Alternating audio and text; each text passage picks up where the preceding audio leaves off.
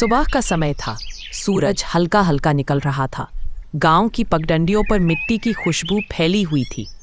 बैलों की घंटियां और चिड़ियों की चहचहाहट माहौल को और भी शांत बना रही थी। वीरू अपने खेत की मेड़ों पर खड़ा हरी भरी फसल को निहार रहा था। मोहन बोला, और वीरू भाई, लगता है साल भगवान हम पर खूब मेहरबान होंगे। वीरू खुश होकर बोला, हाँ मोहन, इस बार तो गेहूं पानी देखकर ही दिल खुश हो जाता है।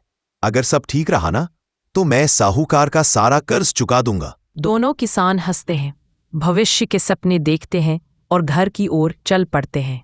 लेकिन दोपहर की हवा कुछ और ही कहानी कह रही थी। धीरे धीरे आसमान में घने भारी डरावने बादल गिरने लगे। पेड़ की पत्तियां तेज हवा से कांपने लगी। पशु अपने बाड़ों में छिपने लगे। मोहन घबराकर बोला, अरे ये तो तूफान जैसे बादल है, कुछ ठीक नहीं लग रहा है। वीरू बोला, अभी सुबह तो मौसम साफ था, ये अचानक क्या हो गया?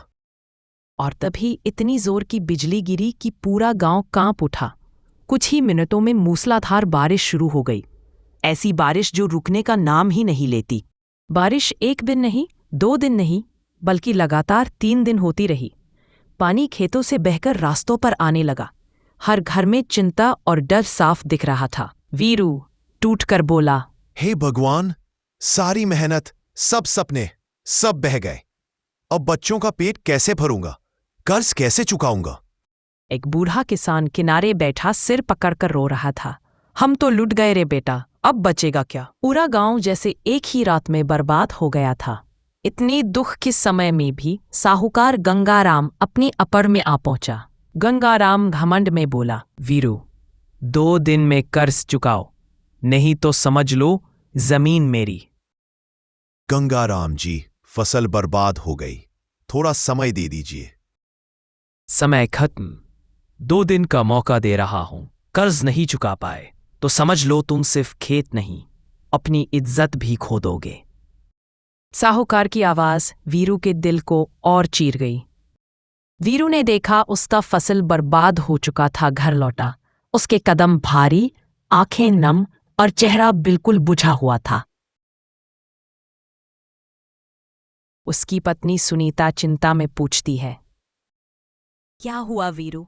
खेत कैसे है? सब ठीक है? सब खत्म हो गया सुनीता, और गंगाराम 2 दिन में पैसे मांग रहा है। सुनीता कांपती आवाज में बोली, अगर जमीन गई तो हमारी जिंदगी भी चली जाएगी। 2 दिन गुजर गए, कर्ज नहीं चुका पाए और आखिरकार वीरू की जमीन छिन गई। जमीन छिन जाने के बाद वीरू रोज जंगल से लकड़ियां काटकर बेचने लगा। एक दिन जब वह बेहद थका हुआ था, तभी एक आवाज आई। साधु कमजोर आवाज में, बेटा, बहुत भूखा हूं, कुछ खाने को है? वीरू बोला, मेरे पास तो कुछ भी नहीं है महाराज, बस ये 5 रुपए है, आप ले लीजिए। वीरू के पास अपनी जरूरत के पैसे भी नहीं थे, फिर भी उसने साधु को दे दिए। साधु मुस्कुराकर बोले, तेरी नेकी बेकार नहीं जाएगी। इस जंगल में एक चोर बाजार लगता है, जहां किस्मत बदल जाती है। जाना, खरीदना और अपनी दुनिया बदल लेना। अगले दिन वीरू साधु की बताई दिशा में चलता गया। घना जंगल, अजीब सी शांति, दूर से आती ढोल की आवाज। अचानक पेड़ों के बीच रोशनी की लकीरें झिलमिलाने लगी। वीरू आगे बढ़ा और उसकी आंखें हैरानी से फैल गईं। चारों तरफ भीड़, दुकानें, रोशनी, ढोल, नाच गाना, जैसे कोई ताजुब भरा मेले जैसा जादुई बाजार। यह जगह मैं तो कल्पना भी नहीं कर सकता था। दुकानदार जोर जोर से बोल रहा था, जो चाहिए ले लो। चावल 1 रुपया में 50 किलो, गेहूं 1 रुपया में 50 किलो। मुझे जितना मिल सके दे दो। वीरू जितना उठा सकता था उतना लेकर खुशी से छलकता हुआ घर लौटा। सुनीता आश्चर्य से बोली, इतना अनाज ये कहाँ से लाए? वीरू खुश होकर बोला, भगवान ने एक रास्ता दिखाया है सुनीता। एक चोर बाजार जहां अनाज मुफ्त मिलता है और मैं वहीं से ही अनाज ले आया हूं। भगवान का लाख लाख शुक्र है। तो चलो इसका थोड़ा हिस्सा बेच देते हैं, घर भी चलेगा और कर्ज भी उतर जाएगा।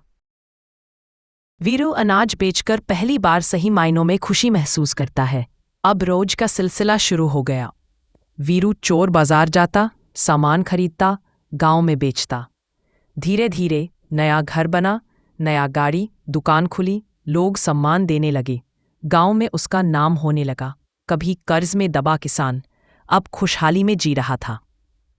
भाई वीरू की किस्मत तो पलट गई। पहले तो वीरू के पास कुछ भी नहीं था, लेकिन अब देखो कितना पैसा और नाम कमा लिया है। वीरू की सफलता से जलने वाला साहूकार गंगाराम, जिसने उसका जमीन छीन लिया था, आज उसके पास कुछ नहीं बचा। वो पहले से अब गरीब हो गया था, लेकिन जैसे जैसे गंगाराम गरीब होता जा रहा था, वीरू का धन और संपत्ति और बढ़ती जा रही थी। देखते ही देखते वीरू सबसे धनवान बन गया। पूरे गांव में गांव वाले बस उसी की बातें करते रहते। बच्चों, तभी कहते हैं कि किसी का बुरा मत करो और बुरा मत चाहो, इसी में हमारी भलाई है।